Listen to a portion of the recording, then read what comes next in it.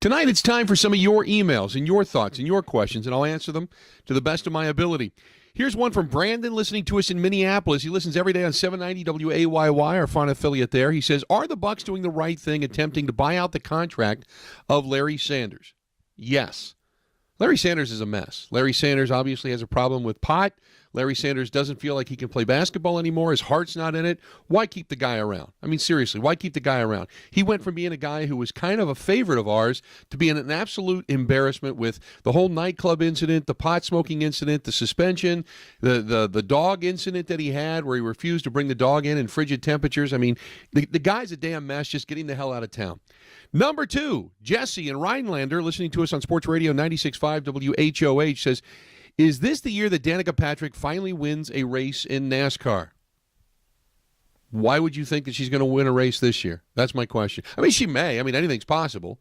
But my question is, why would you think she's going to win a race this year? I mean, maybe you don't. That's not your question specifically, but no, there's nothing that's going to lead me to believe that Danica Patrick is going to suddenly become this incredible race car driver and she's going to walk away with a victory. However, in racing, you got to be good and you got to be lucky. You got to have a good team. Maybe she just has the best car that day. She gets a couple of breaks and goes off and wins one. She might, but to me, what I've seen in the past, it's highly unlikely. Our next one. Vegas says that the Brewers will win 78.5 games. Will that total be higher, lower, or just right? And that is coming to us from Kathy in Appleton, who listens to us every day on 95.3 WSCO.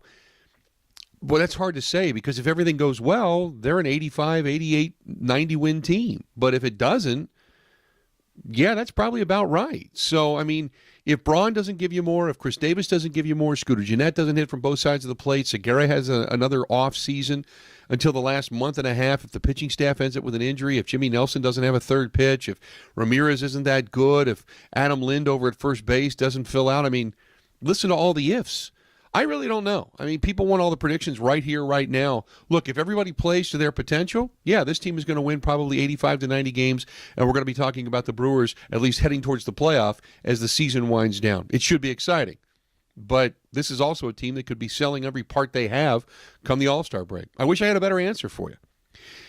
Jeff in Green Bay listens to us every day on 1440 and 92.1 WNFL, says, what do you think of the Yankees retiring Andy Pettit's number, that number 46, after he admitted using PEDs? It's just proof. The Yankees, as long as you win, he won, 4 or 5 world titles there?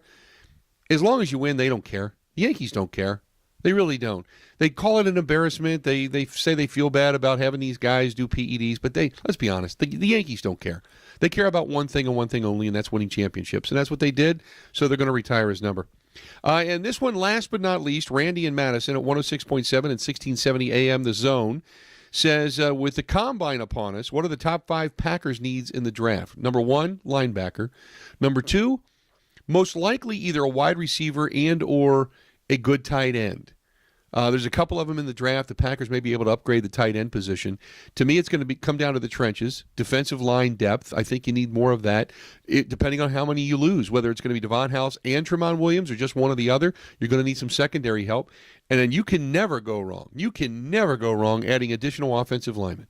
Those would be the top 5 that I would look at. Everything else begins to just add additional depth to those specialty positions on that team. But middle linebacker, middle linebacker, middle linebacker, middle linebacker, middle linebacker. You could even say that, and you wouldn't be wrong. Also